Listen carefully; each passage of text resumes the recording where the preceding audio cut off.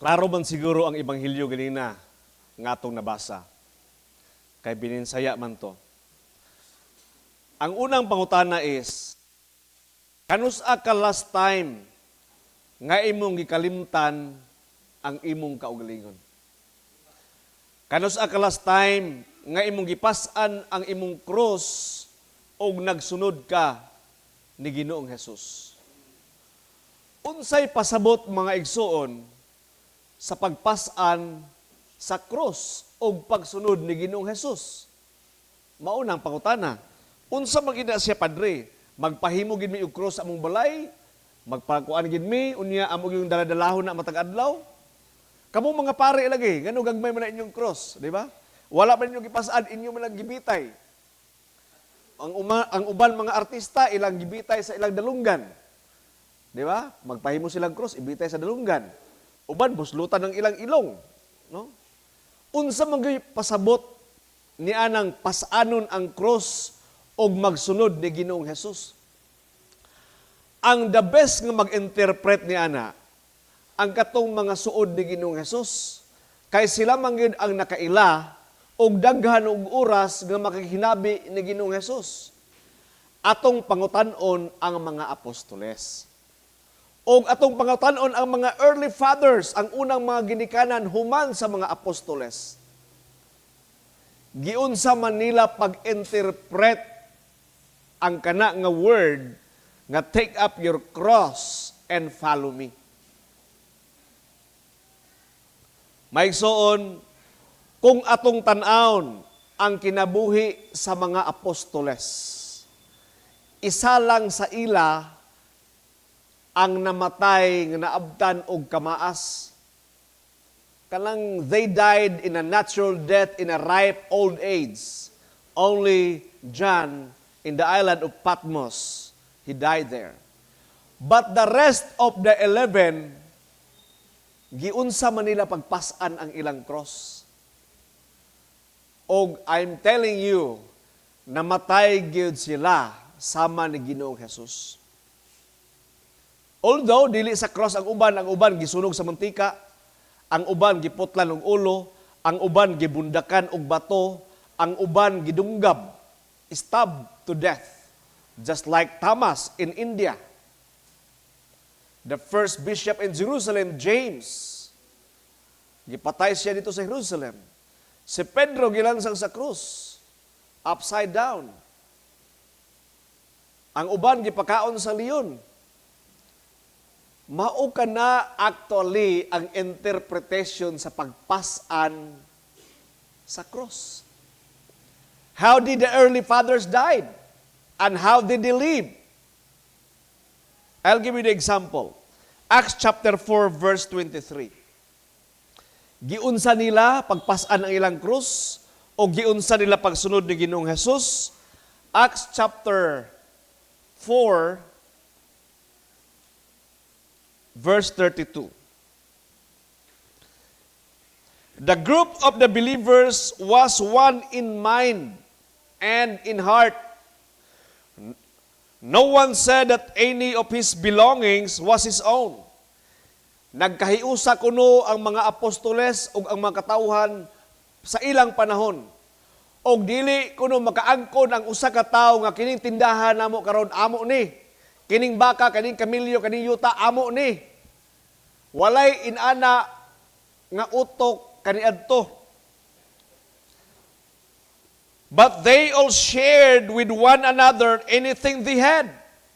Apan, kung unsay imuha, aho. Kung unsay aho, aho lang, dili. Dili idza-idza. Dili aho-aho. With great power, the apostles gave witness to the resurrection of the Lord Jesus. And God poured rich blessing on them all. There was no one in the group who was in need.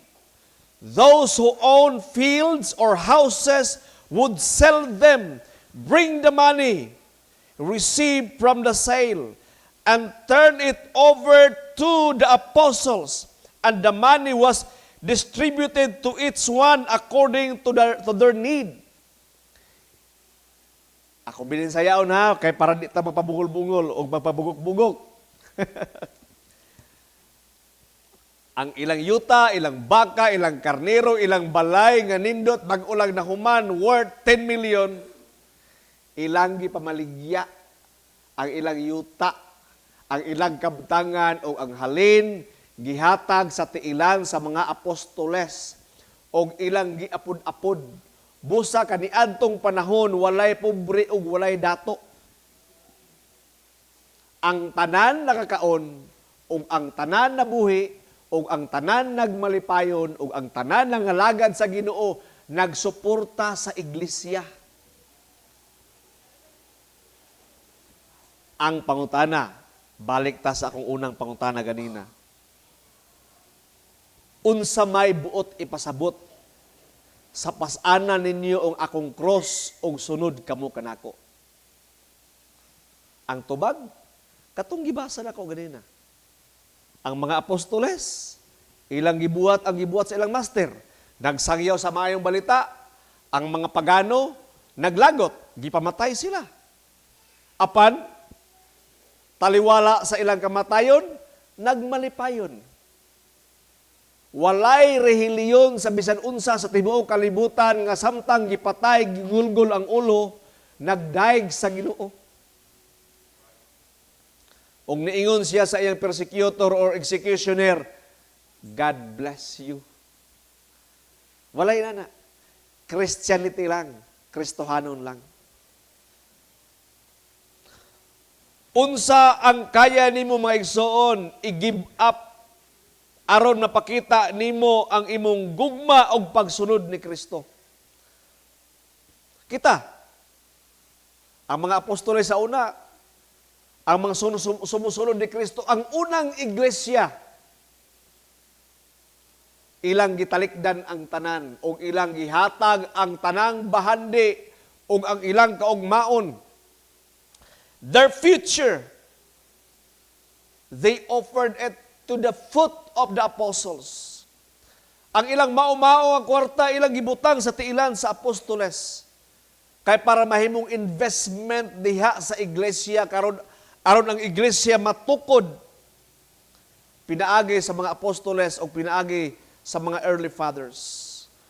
Wala sila'y katigayunan. Silang tanan, tapot lawas. Apan niingon ang Biblia, wa gyoy nakulang nila. Wa gyoy niingon nagbagulbol kay way pamahaw. Way nagbagulbol kay walay panihapon. Unsa man ang buot ipasabot nga atong arsahon ang atong cross o magsunod ni Ginoong Hesus. Mao na. Mao to. Again, the question is, unsa ang kaya nimo karon, kita karon, unsay kaya nimo i-give up aron makaingon ka sa Ginoo, Lord, nahigugma ko nimo Lord ug mosunod ko nimo. Unsa man atong bisyo kaya ka nato na? Kuan man pader kaning isa ka kaharaman ko isa ka adlaw. Di ba? Kaya ka na nimo i-give up, moingon ang Ginoo nga, huy, biyain na kay makadaot na sa imong lungs. Makadaot na sa imong lawas.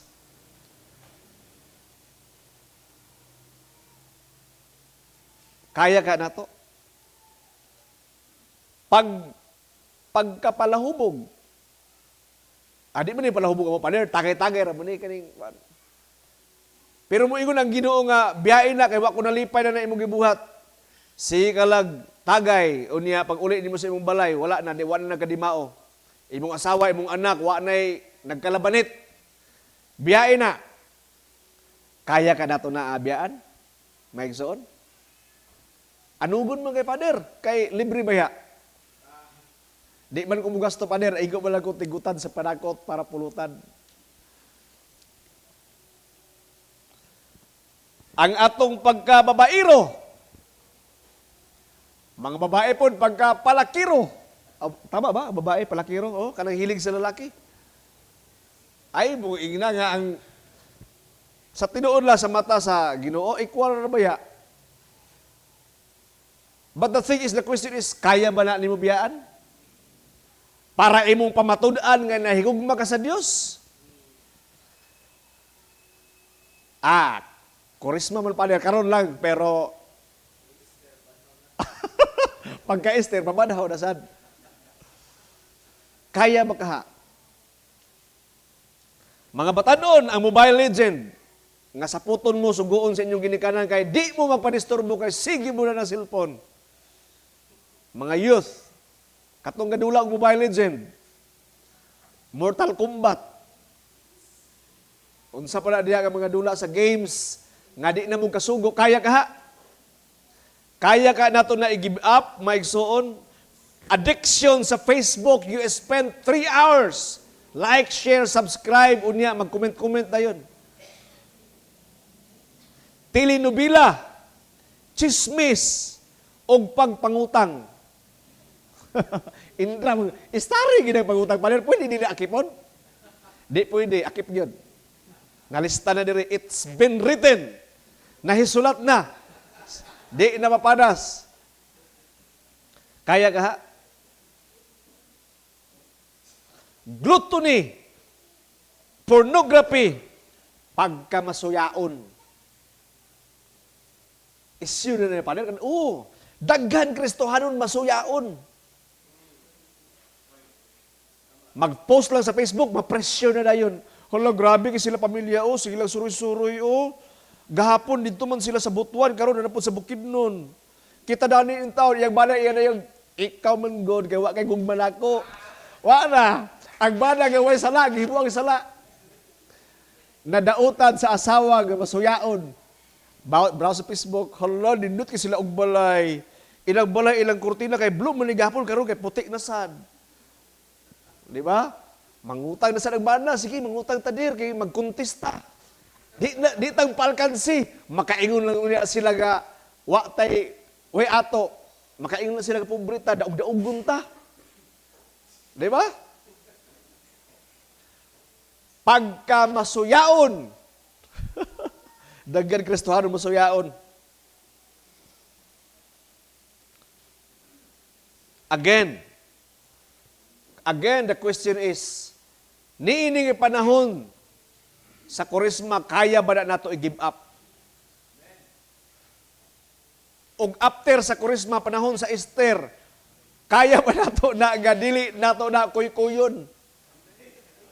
Kanang kuy-kuyon na sa bitaw pangitaon, haraman itong pagkamasuyaon na kuha na wani naman hinuon to. Kaya ba? And all the way, sa atong pagpangalagad sa Ginoo. Ang mga butang nga wala makapahimuot sa Dios ug sa iyang iglesia, kaya ba na nato i-give up? Mayunta, Father, magbalik-balik yung gyapon. Naapa ko na ni nga lawas, Father. Naapa ko din ni nga journey, Father. Makasala pagyapon ko sapagkat balat kayong lahat. Sapagkat ako ay tao lamang. Nipasar man tanan na maigsuda sa una na. Kada nga argumento ba di naman tamutuon na pero matingala ko kaya ito nang gibalikan.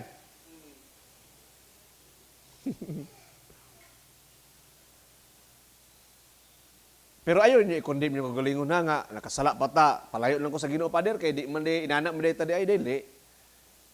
Maobitaw nga ang Ginoo kada adlaw ta niya giimbita. Kay kada adlaw punta makasala. Pero sa diyang makasala ta ayaw pag-ingon nga langayon nimo balik gid sa Ginoo dayon. Maobitaw pa dili daily office of prayer intra ko, live streaming inana. Hinaot nga matunaw ta sa gugma ug sa grasya sa Ginoo. The insistent love of God may hunt us down all the way. Ang gugma sa Dios kanulay nag-insist. Muagto ka sa west, sa farthest east, the highest heaven, the lowest depth of the ocean. Your love is there. It keeps on insisting that you really love me, Lord. Hinaot nga matunaw ta sa iyang gugma.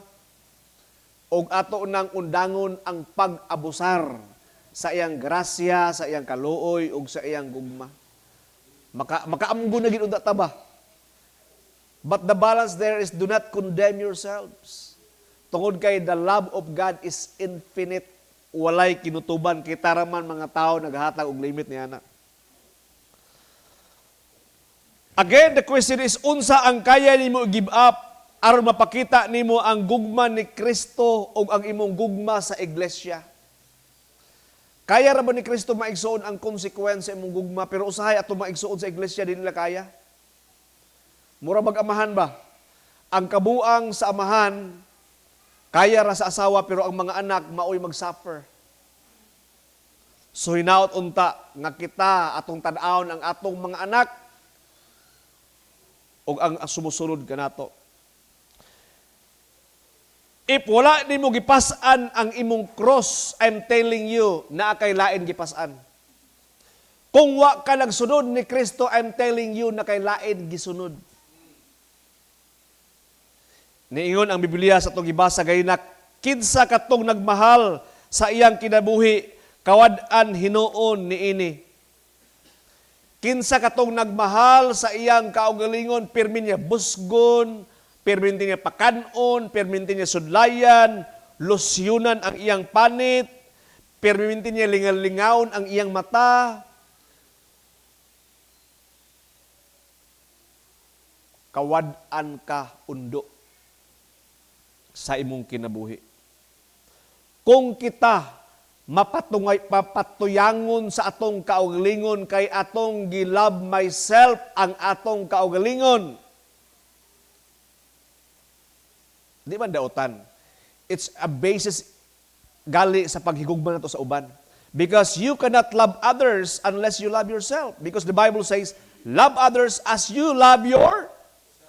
That means you have first to love yourself. Pero ang self mong dili man na good flesh, akip man ang spiritual self. And the spiritual self dictates us to deny your flesh. Tungod kay ang tinuod nga self is looking for eternity.